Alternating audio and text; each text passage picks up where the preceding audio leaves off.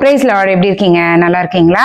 நம்ம ஒரு தலைப்பின் அடிப்படையில ஜெபங்களை ஏறெடுத்துக் கொண்டிருக்கிறோம். எப்படி ஜெபமே ஜெயம், எப்படியெல்லாம் ஜெயத்தை பெற்றுக்கொள்ளக்கூடிய ஜெபங்களை குறித்து நம்ம தியானித்துக் கொண்டிருக்கிறோம். இந்த நல்ல ஒரு காரியத்தை தியானிக்க போகிறோம்.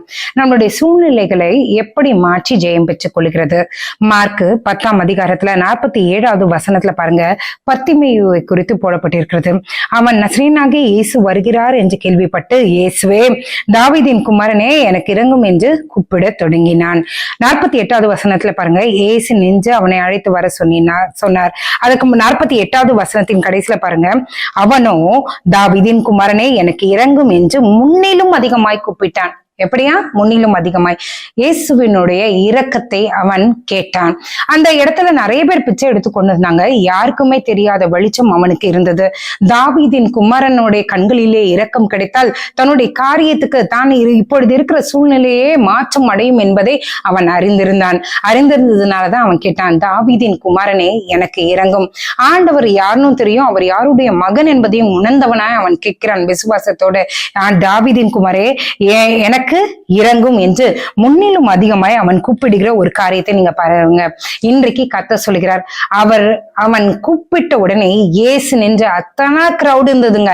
அதுலயும் ஆண்டவர் நின்று திரும்பி பார்த்து அவனை அழைத்து வர சொல்லி, திடன்கோள் எழுந்திரு என்று உன்னை அழைக்கிறார் என்று ஜனங்கள் சொன்ன உடனே அவன் எந்த சூழ்நிலை அவனை கட்டப்பட்டவனாய் அந்த இடத்துல உட்கார்ந்து பிச்சை எடுத்ததோ அந்த சூழ்நிலையை, அந்த மெகில் பஸ்ரத்தை அவன் தூக்கி எறிந்து விட்டு அவன் என்ன பண்றான்? ஆண்டவரை நோக்கி வருகிறான்.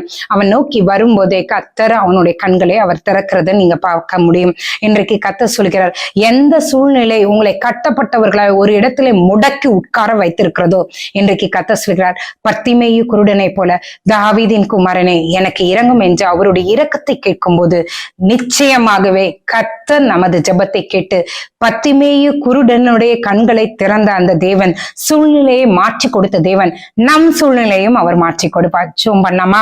எங்களை நேசிக்கிற நல்ல பரமபிதாவே, எங்கள் மேல் இரக்கமாயிரும். தாவீதின் குமாரனே எங்களுக்கு இரங்கும். இந்த ஜெபத்தை யார் யார் எந்தெந்த சூழ்நிலையில ஏறெடுக்கிறாங்கன்னு எனக்கு தெரியல ஆண்டவரே. அப்பா, அவர்களை ஏறெடுக்கிற அந்த சூழ்நிலையில இருந்து அவர்களுக்கு விடுதலை தருவீராக இயேசுவின் நாமத்தினால.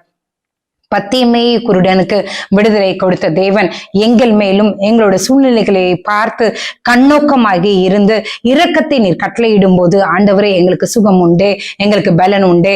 அப்பா, நீர் எங்களோட இருந்து நீர் எங்களை வழி நடத்த வேண்டுமா நாங்கள் ஜெபிக்கிறோம். எங்கள் மேல் இரக்கமாயிரும். எங்கள் சூழ்நிலைகளை பார்க்கிறவரே அப்பா, ஆண்டவரே நிறைய பேர் எக்ஸாம்ஸ் எழுதுறாங்க. அந்த ஆண்டவரே அந்த எக்ஸாம்ஸ் டைம்ல அவர்கள் மேல் இரக்கமாயிரும்.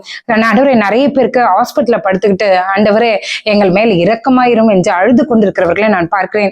தாவீதின் குமாரனே, பர்த்திமேயுவுக்கு இரக்கம் காட்டின தேவன் ஆண்டவரே, யார் யார் அழுது ஜெபிக்கிறார்களோ அவர்களுக்கும் இரக்கத்தை காட்ட வேண்டுமா நான் ஜெபிக்கிறேன். நீர் சுகத்தை தாங்க, நீர் அப்படியே செய்ய போகிறபடியால் உமக்கு நன்றி ஆண்டவரே. எத்தனை பேர் ஆண்டவரே ஒத்த தலைவலினால இந்த நேரத்துல இதை பார்த்து கொண்டே படுத்துட்டு இருக்காங்களோ அவங்களுக்கு தெய்வீக சுகம் உண்டாகட்டும். உங்களுடைய கருணை கரம் நீட்டப்பும் பாடட்டும். இயேசுவின் நாமத்தினால சுகம் உண்டாகட்டும் ஆண்டவரே. அப்பா, நீரே எங்களோடு இருந்து எங்களை வழி நடத்துங்க. உங்க திட்டம், உங்க தீர்மானம் நிறைவேறட்டும். நீரே காத்துக்கொள்ளும், வழி நடத்தும். இயேசுவின் மூலம் ஜெபம் கேளும் நல்ல பரமபிதாவே. ஆமேன், ஆமேன், ஆமேன். God bless you.